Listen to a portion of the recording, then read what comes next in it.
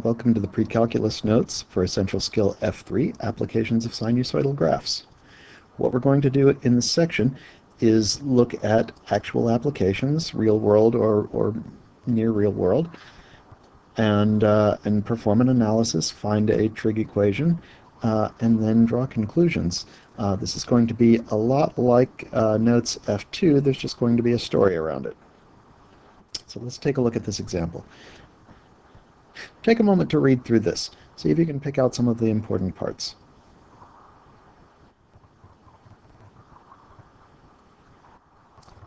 One of the first things to notice is we're floating with waves. Wave motion is typically sinusoidal.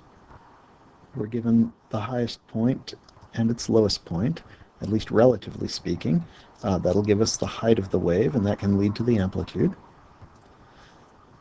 The time it takes to float from the highest point to the lowest point, it's 5 seconds. And so we can start looking at a graph. Our y-axis will be height, and our x-axis will be time. We're going from the highest to the lowest and back to the highest in 5 seconds.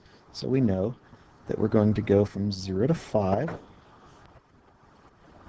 and we know that the highest point will be 3 centimeters above the lowest point. I think it makes sense to call the lowest point 0 and the highest point 3. If this is the highest point, and then we've returned to the highest point at 5 seconds, then this is going to help us bound our sinusoid. We'll go halfway, and we can plot a couple of midpoints if we want. Let's get a midline in there. The midline is going to be at 1.5. Our curve is going to drop halfway to 5. It's going to reach its minimum. And so we're going to go down to here, up to here. And that's a pretty good model.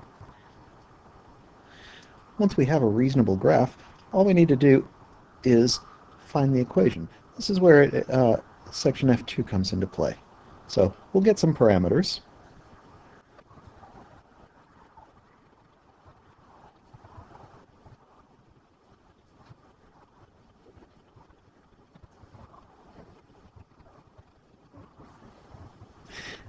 And one of the first things we need to do is determine what kind of function we're going to do.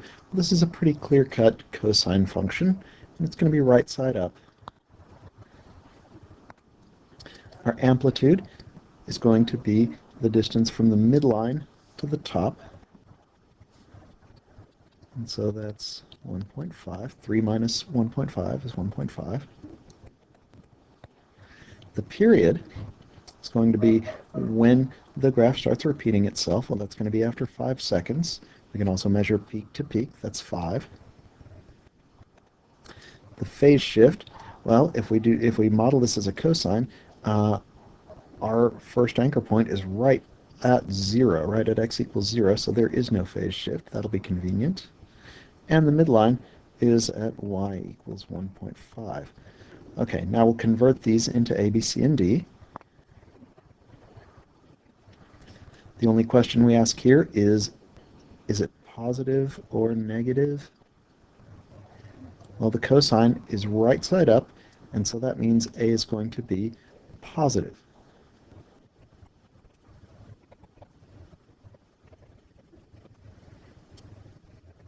For the period, remember that 2 pi, the normal period of cosine, somehow got compressed into 5.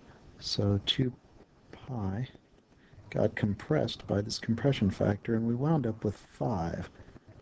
So that means if we do a little algebra and solve for b, it's going to be 2 pi over 5. Our phase shift translates directly to c, and our midline translates directly to d.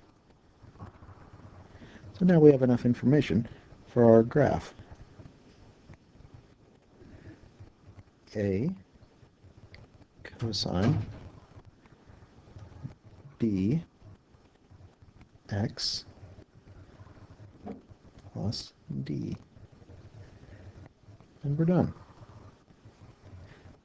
Our final step is to see what the leaf's height is at t equals 7 seconds.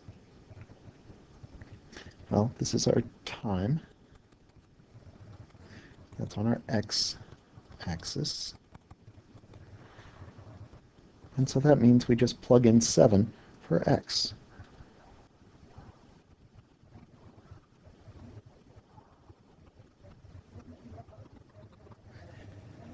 And that's when we want a calculator. So we'll graph this equation.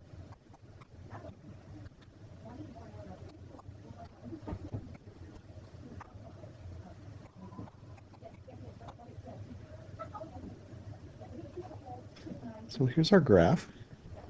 Now we want the value when x equals 7, and so that's going to require tracing. We get into trace mode and just type 7. Immediately it tells us that. There's our answer, 0.286.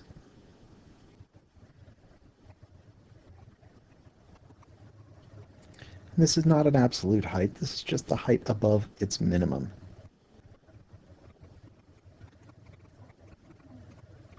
We'll make that very clear in our answer. Now, how do we know we're right? We can double check. This is why I graphed it instead of just plugging in the numbers. We can double check by testing points that we do know. We do know that at 0 we should be at 3, and at 5 we should be at 3. So let's trace that. 0, 3, check. 5, 3, check. Our situation is properly modeled, so we can trust that our answer is correct.